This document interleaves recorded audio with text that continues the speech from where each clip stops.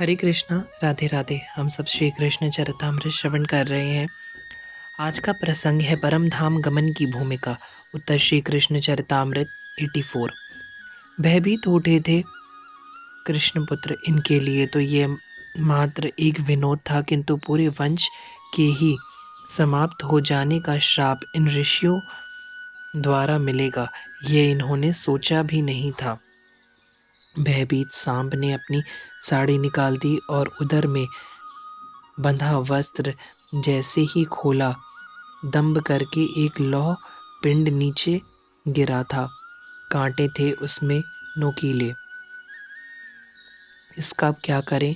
भय से कांपते सांब ने अन्य कुमारों से पूछा था, क्या भगवत श्री के पास चलें? सत्यभामा के पुत्र ने सांब से पूछा। वो भी भयभीत है। नहीं, भगवत श्री के पास नहीं। सांब ने मना किया।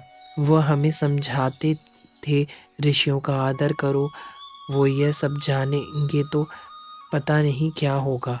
सांब रोने लगा था, पर किसी को तो बताना ही पड़ेगा, क्योंकि यह लौह पिंड अब मूषल की तरह अपना आकार बढ़ा रहा है। यह मात्र लौह की कोई वस्तु नहीं थी, इसमें ऋषियों का श्राप का संस्कार भी भर चुका था। महाराज उग्रसेन के पास चलें, उन्हीं से समाधान निकलेगा। एक कुमार ने उपाय निकाला, पर उन्होंने भगवत श्री से कह दिया तो सांब अभी भी रो रहा है। नहीं कहेंगे वो उनको ही, हम प्रार्थना करेंगे और कहेंगे अब आप ही कुछ समाधान निकालिए। सत्यभामा के पुत्र ने सांब को हिम्मत दी। तात, सामर्थवानों से ही समाधान निकलता है, इसलिए सामर्थवानों से ही विनती करने समाधान मांगना चाहिए। ओह, कितना अच्छा होता कि यह लोग भगवान श्री कृष्ण के चरणों में बैठ बैठ उनसे ही इस समस्या का समाधान मांगते। उनसे समाधान निकलता, क्योंकि वही एक सामर्थवान है। किंतु यह लोग गए उग्रसेन के पास, जो संकल्पहीन है। अरे, पुत्र कंस के कारागार में बंद कर पुत्र कंस ने कारागार में बंद कर दिया, जो बंद ही रहे। ऐसे बलहीन से क्या समाधान निकलता? ओह, उद्धव विदुर जी को लंबी सांस लेते हुए बोले थे, हमसे बहुत बड़ा अपराध बन गया है। अब आपको इसका समाधान निकालना पड़ेगा। सांवदी श्री कृष्ण कुमारों ने आकर महाराज उग्रसेन से विनती की थी। उग्रसेन उस समय यज्ञ में बैठे हुए थे। वह कुमारों की बातें सुनते ही यज्ञ से उठ गए और आकर एकांत में कुमारों से पूछा, क्या हुआ कुमारों? सारी बातें, समस्त घटनाएं महाराज उग्रसेन को बता दिया था कुमारों ने। फिर रोने लगे थे। यही वो लौह पिंड है, हमसे अपराध हो गया, ऋषियों का अपराध, इससे यदुकुल का संहार होगा। उग्रसेन हंसे। वह ऋषियों के द्वारा दिए गए श्राप को गंभीरता से ले ही नहीं रहे थे। तुम बालकों, रोते क्यों हो? कुछ नहीं होगा, यह ऋषि लोग कुछ भी बोलते रहते हैं। उग्रसेन सांत्वना दे रहे थे, किंतु समाधान क्या है? यह लौह पिंड बड़ा होता जा रहा है। कुमारों की चिंता बढ़ती ही जा रही थी। इसको शीघ्र ले जाओ और काट कर समुद्र में चूर्ण बनाकर बहाते जाओ। बस, यह समाधान नहीं था, क्योंकि चूर्ण बनाने से आकार बदल जाएगा, पर वस्तु नष्ट नहीं होगी। शीघ्र कुछ लोहारों को बुलवाया, पर समुद्र में भिजवा दिया कुमारों के साथ उग्रसेन ने।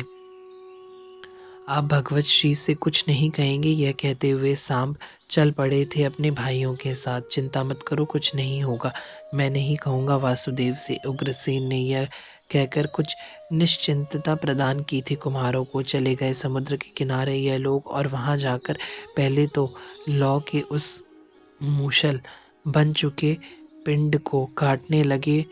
2 लोग काट रहे थे और 4 लोग मिलकर उसे चूर्ण बनाने का कार्य करने लगे थे। चूर्ण बनता जा रहा था, उसको कुमार लोग समुद्र में डालने का कार्य करते जा रहे थे। पर इस ओर इन्होंने ध्यान ही नहीं दिया कि चूर्ण को तो समुद्र वापस किनारे में फेंक रहा है। उन्हें बस चूर्ण बनाना था, बाकी उनकी मति मूढ़ हो चुकी थी। 2 घड़ी लगी थी इन कार्यों में। भगवान द्वारिकाधीश की जय हो। उसी समय महायज्ञ में भगवान श्री कृष्ण का आगमन हुआ। जय जयकार चारों ओर हो रहा था, जय घोष। इन सब कुमारों ने भी सुना। पूरा लौ पिंड घिसकर बहा चुके थे ये सब लोग। बस एक नुकीला टुकड़ा बचा था, इसको ऐसे ही फेंक दो। भगवत श्री आ रहे हैं यज्ञ में, हमें वहां उपस्थित होना ही पड़ेगा, नहीं तो वह समझ ना जाए कि हमसे क्या अपराध बन गया है। लोहारों को कुमारों की आज्ञा माननी ही पड़ी। उस नुकीले टुकड़े को समुद्र में ऐसे ही फेंक दिया और वह सब वहां से यज्ञ क्षेत्र की ओर भाग गए। क्यों, भगवान श्री कृष्ण वहां पधार चुके थे। समुद्र लेता कहाँ है उसे, तो सनक है कि उसे जो दो वह किनारे में फेंक देता है। समुद्र वही कर रहा था। लौ चूर्ण किनारे में एकत्रित होता जा रहा था और समय के साथ इरका नामक नुकीला वनस्पति बनकर किनारे में उगने भी लगा था। और वह लौ का बचा हुआ जो नुकीला टुकड़ा था वह समुद्र के अतल में चला गया। वहां एक विशाल मत्स्य, उसने उस टुकड़े को निगल लिया। यज्ञ पूर्ण हुआ। उस तट से सब विदा हुए तब मछुआरों का झुंड आया। नौका में बैठकर ये लोग मत्स्य पकड़ने लगे थे कि उसी समय जाल में विशाल मत्स्य आ फंसा था। विशाल इतना था कि जैसे तैसे वह लोग हाट में उस मत्स्य को ले आए और उसे काटा। यह क्या, प्रसिद्ध जरा नामक व्याध वहां आ पहुंचा। आज मत्स्य ही लेने यह चला आया था हाट में। आज इसे कोई शिकार मिला नहीं तो मत्स्य से ही भोजन करूंगा, यह विचार करके ही आया था। पर इसने देखा मत्स्य के उदर में एक लौ का टुकड़ा। आगे बढ़कर उसने उस टुकड़े को देखा। यह प्रसिद्ध व्याधा था जरा, इसका नाम था, लोग इसे जानते थे। यह मुझे दे दो। टुकड़े को पकड़कर उसके नोकीलेपन को उसने छुआ था। मात्र छूने से ही उसकी उंगली कट गई। पर इस बात को वह बहुत खुश हुआ। इसे मैं अपने बाण में लगाऊंगा और एक बार में ही मेरा शिकार। व्याध बहुत प्रसन्न हो उठा। उन मछुआरों को उस टुकड़े से क्या लेना देना। उन सबने जरा व्याध को वह टुकड़ा दे दिया। तात अपने घर में आकर उस व्याध ने उस नुकीले टुकड़े को अपने बाण में लगा लिया। वह बहुत प्रसन्न था। मेरा शिकार मुझसे बच नहीं सकता। कांपते हुए उद्धव बोले तात, यही बाण मेरे नाथ के अत्यंत कोमल चरणों में लगे थे। यह कहते हुए रो उठे उद्धव।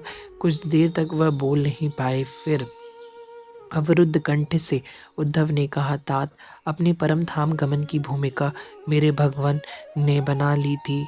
इसके आगे उद्धव मौन हो गए और कुछ देर के लिए अपने नेत्र बंद कर लिए थे।